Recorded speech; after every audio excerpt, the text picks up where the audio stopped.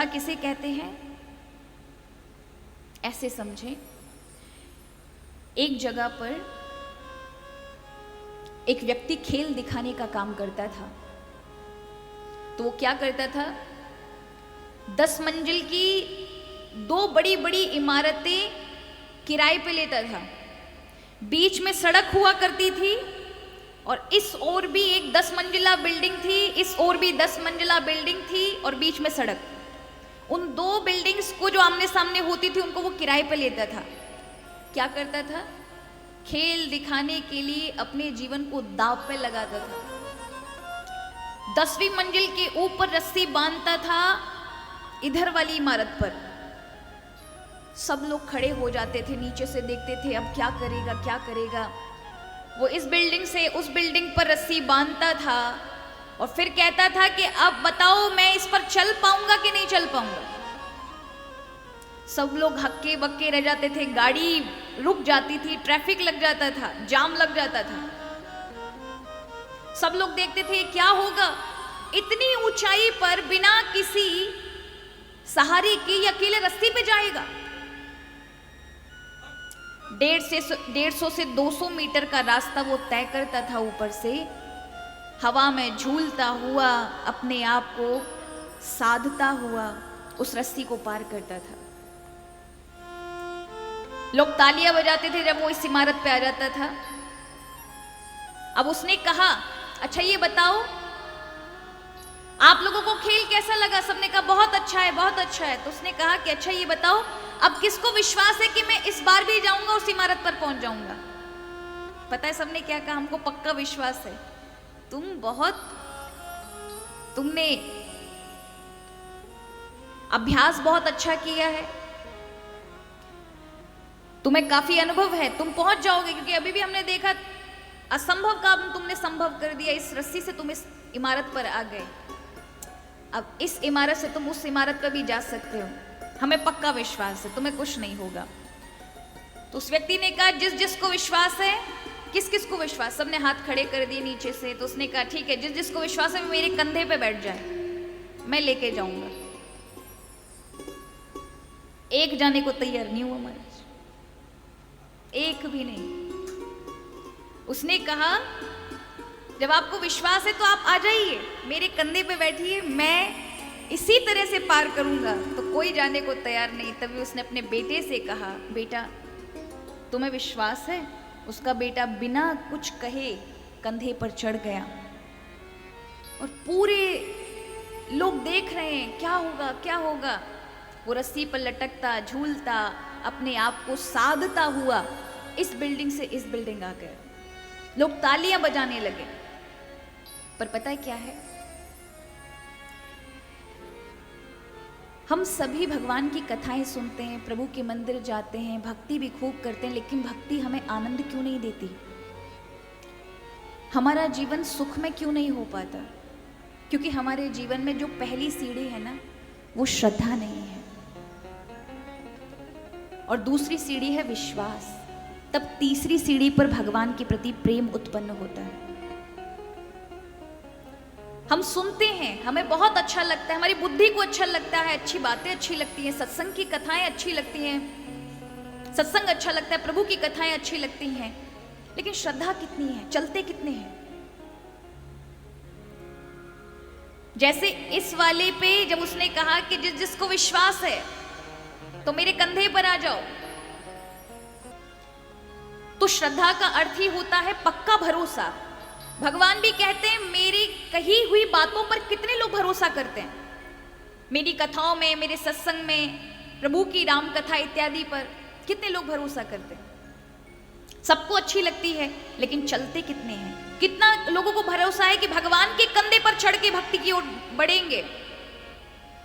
पर बहुत कम लोग होते हैं महाराज, विरले, एकाध, 100 में से एकाध जो भगवान की राह पर चल पाते हैं, प्रभु से प्रेम कर पाते हैं। देखिए महाराज, सब मानते हैं भगवान हमारे हैं, सब मानते हैं, आना जाना बंद रखेंगे,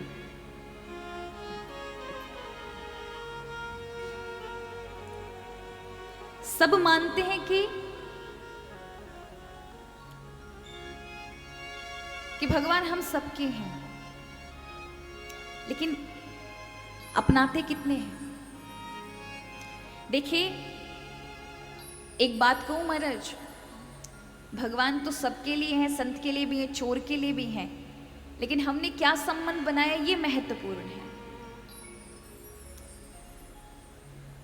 हमने कुछ ऐसा संबंध बनाया है जिससे भगवान आपसे खुद कहें, पूरे जगत की तकलीफें भगवान दूर करते हैं। क्या कभी ऐसे जुड़े हम कि भगवान अपनी तकलीफ बता पाए कि मुझे ये परेशानी है और ये भाव के कारण होगा। आप ये कहेंगे क्या भगवान की भी तकलीफें होती हैं? ऐसे देखा जाए तो जगत पिता है, वो उसे किसी की कोई तकलीफ नहीं होती, वो दूसरों की तकलीफें दूर कर देता है। किंतु अगर प्रेम में अपना मान लिया तो हाँ, ये सच है कि फिर भगवान तकलीफें नहीं, भक्त भगवान की तकलीफें दूर करते हैं। ये प्रबलता, ये क्षमता भक्त के अंदर आ जाती है। एक बहुत प्यारी सत्य घटना है अयोध्या की। तो आप अयोध्या गए होंगे। अयोध्या में कनक बिहारी जी विराजमान होते हैं, ठीक है, बहुत सुंदर बैठे हुए हैं रामलला सीता जी के साथ। तो अयोध्या में एक महात्मा जी रहते थे जिनका नाम था तपस्वी बाबा। क्या नाम था? तपसी बाबा। और वो इतनी तपस्या करते थे, साधना करते थे कि उनके तप का तेज प्रभाव समग्र साधु संत जानते थे। उनका नियम था, आज उस जगह को जहां तपस्वी महाराज का स्थान है, उस जगह को कहते हैं तपस्वी जी की छावनी। तो वो उनका ये नित्य नियम था कि छोटी छावनी, बड़ी छावनी इत्यादि होते हुए वो रामलला के कनक भवन जाते थे, दर्शन करते थे, भजन गाते थे, भगवान के सामने मंत्र जाप करते थे और फिर अंत में कहते थे, उनका भाव था रामलला को छोटा भाई के रूप में देखना। किस रूप में देखते थे? भगवान के रूप में नहीं देखते थे, भगवान को देखते थे छोटा भाई है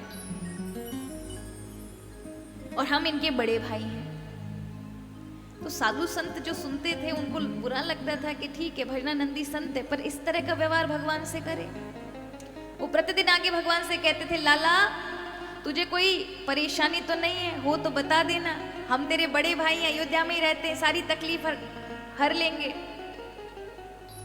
तो लोग कहते थे, बताओ ये बाबा कैसे हैं? तकलीफ भगवान हरते हैं कि मनुष्य हरता है किसी की? पर लोगों की श्रद्धा भावना के कारण कोई कुछ कहता नहीं था। एक बार ऐसी घटना घटी।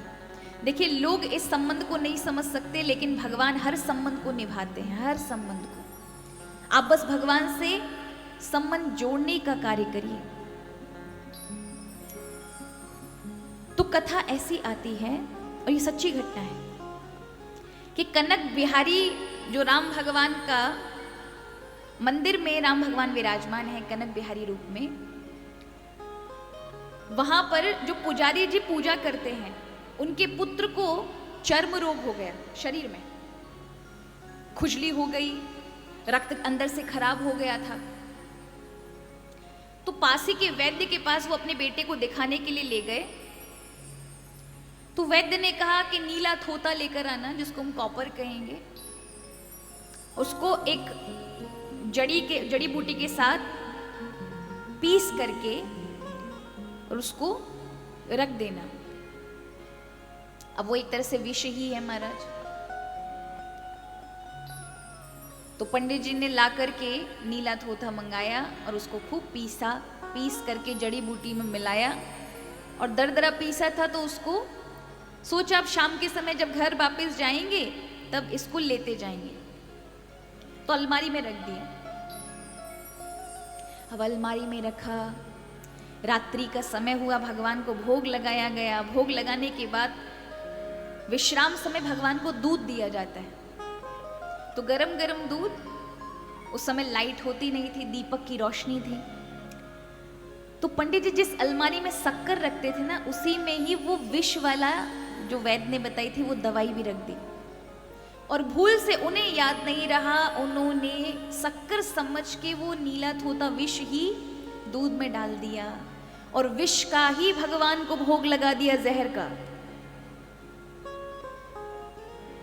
भगवान को जैसे ही भोग लगाया, अब क्योंकि भगवान को पंडित जी का हमारा जान बचानी, क्योंकि वो पूजा करते हैं, तो भगवान ने उस समय क्या ऐसी लीला की कि पंडित जी ही दूध पी करके फिर घर जाते थे। आज उनको अचानक से घर से बुलावा आया और वो बिना दूध पी, उन्हें स्मरण भी नहीं रहा, जल्दी जल्दी के चक्कर में चले गए।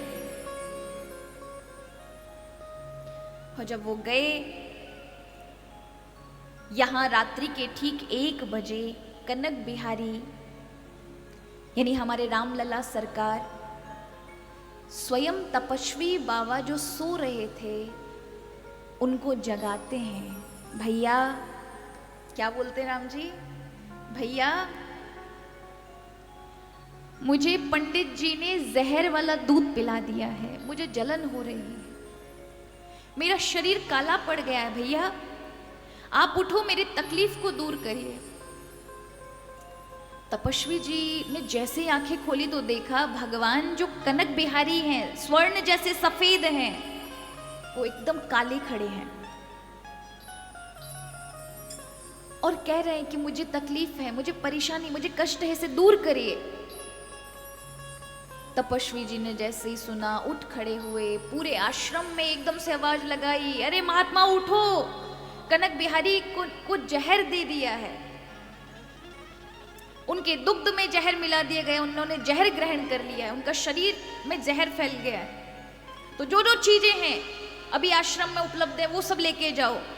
कोई सिकंजी बना रहे हैं, कहीं में आंवले का मुरब्बा महाराज मिला करके, जैसे तैसे जड़ी बूटी सिकंजी इत्यादि ठंडाई लेकर के दौड़े मंदिर की ओर।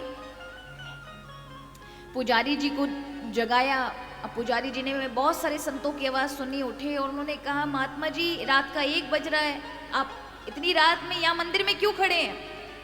उन्होंने कहा, पुजारी जी कनक बिहारी को आपने दूध में जहर दे दिया है, उनका पूरा शरीर काला पड़ चुका है, उनको जलन हो रही है। देखो रामलला सरकार को हुआ क्या है। पंडित जी को एकदम से स्मरण आया, आपको कैसे पता? बोले मुझे रामलला ने बताया है। जाओ जल्दी दरवाजा खोलो। पंडित जी जाते हैं, दरवाजा खोलते हैं तो हमारे रामलला सरकार कनक बिहारी जो सफेद रंग के हैं काले हो गए, काले हो गए। सिकंजी इत्यादि का भोग लगाया, ठंडाई का भोग लगाया, बाकी अंगों में सब चीजें मली, लेकिन उनका रंग वैसा का वैसा रहा। तब तपस्वी बाबा पूछते हैं, लाला ये जहर कैसे उतरे? क्योंकि हमारे जो हम लेकर आए उन चीजों से तो आपका जहर, आपके रंग में कोई बदलाव नहीं हुआ।